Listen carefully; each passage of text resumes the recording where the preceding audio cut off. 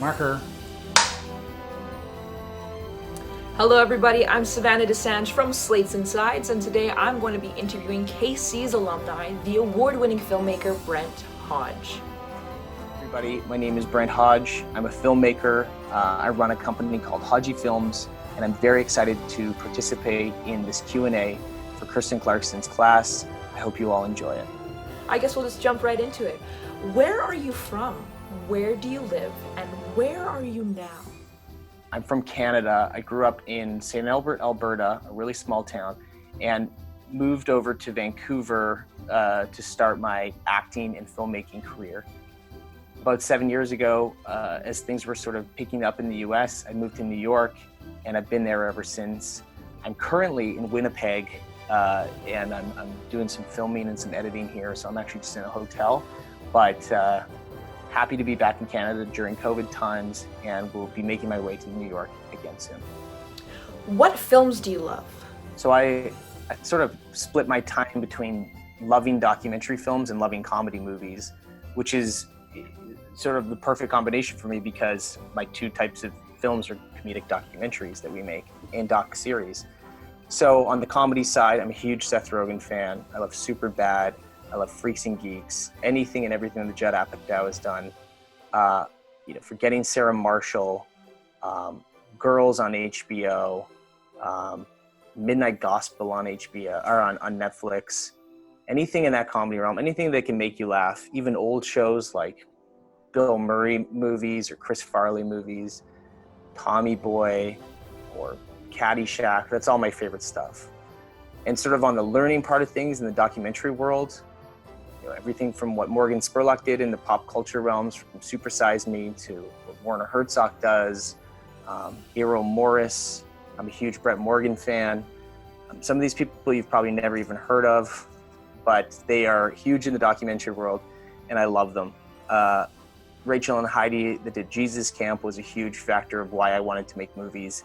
Anything that Molly Thompson did at A&E Indie Films. And that's kind of moved into versions of that, like an SNL or even like a documentary now from Bill Hader and John Mulaney and those guys. So I sort of like pull it from all over. Comedy and documentaries together is what makes up the world that I love. What inspires you? I think what inspires me the most is having an idea that is almost unattainable, like could seem like a dream, and laying it out and demystifying it, or seeing people that demystify it and making it a reality. And that's in everything. That's friends of mine that I know that have started restaurants, friends that have started film companies, friends that are actors, friends that want to do, a 10K run, but like have bad knees and could never do that. Like I just have the idea that somebody could dream up something and make it real. That gets me up in the morning. That's what I love. And I think that's across all sorts of different professions. How did you get into filmmaking? It's a great story of how I got into filmmaking, and I really have to thank Kirsten Clarkson, who's been putting this on. I was taking an acting class after I did a business degree at university, and it was with Kirsten at her school, and I ended up getting a small role as a cop on Smallville. And I got training from some of the teachers at the school, and I ended up booking this role, and it was one day on set with Superman. And I realized while I was there, this was kind of the dream come true, and this is what I wanted to do for my life, and why I went to acting school. But I realized really quickly on set that I was paying more attention to the camera guys and the director and what was happening behind the scenes more than the actual actors. The actors for me were exciting, but I just felt like the whole process was magical. And there's a great story that Kirsten can tell you of the two of us in the photocopy room at our old school, where I said, do you think I'll make it as a filmmaker? Do you think I can do this? And she said, you absolutely can do this. And I think you should do it as a filmmaker and not just an actor. And it really has sort of like worked. That sort of, it was like the seed that made it work for me and maybe kind of go into filmmaking. And I haven't looked back ever since. Tell me about some of the projects you've made. So we started making films at CBC. So when I first started at CBC, I got a job just after going to acting school, and I was doing podcasts and I was doing small short videos. This thing called YouTube had just started, which really outdates me. But we were making music documentaries. We were following bands on tour, and we did a few that made it to TV. It's always been in the music, pop culture kind of space, but it didn't include comedy yet.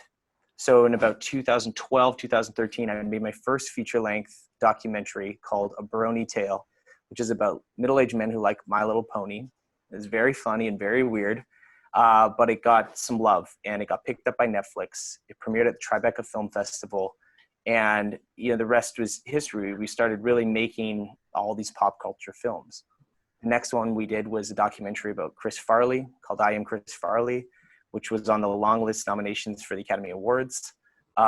We then did Pistol Shrimps with Aubrey Plaza about her rec league basketball team. It's sold just recently to Amazon, and you can find it on most streaming platforms. We've gone on from there to do the Freaks and Geeks documentary, which is on Hulu. We've done Who Let the Dogs Out, which is on Crave and Hulu. We did a series called A User's Guide to Cheating Death, which is on Netflix. And we have many more that are coming. So we've done about 8 to 10 feature-length documentaries and a couple of series.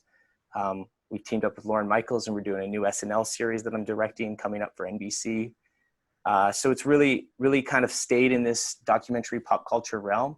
But those are some of the projects. You can find them all over, from Netflix to Hulu to Amazon to HBO. They're all over the place.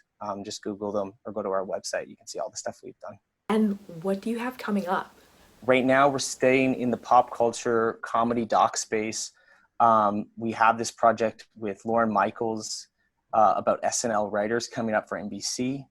We finished a documentary, which is a sports documentary called The Holy Game, which is about priests who play soccer in the Vatican. And that should be coming out soon. It was independently financed, so we'll be shopping it around.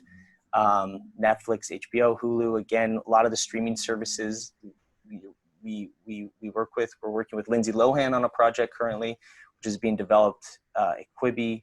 We just finished a project with Mark Walberg and his team, which is also on Quibi. It's called Run This City. And we have a slate of films with Blumhouse, which aren't all comedic. If you know Blumhouse's work, they do a lot of horror films. So we're going to kind of dive into the horror documentary world. And ultimately these projects, they don't really ever stop for us. We just keep them going, and our ideas, you get formed into a reality because we keep sort of finding a kernel of an idea and finding the best place for it to go. And we run it like a business, like any other business that's out there. And we have a lot of fun doing it. And our library is really growing. Sort of found a niche of very weird and interesting films to make. Thanks so much for the Q&A, and I really hope you're absorbing it and interested and loving the class that you're taking with Miss Clarkson. I say Miss Clarkson. I like to make it formal. What you have is a teacher, a mentor, someone who's going to push you to have a future in this business, and it might not be the exact future that you thought. Like I thought I was going to be an actor, and what has been created out of this is that I'm making films every single day of my life, and I'm doing it for a living.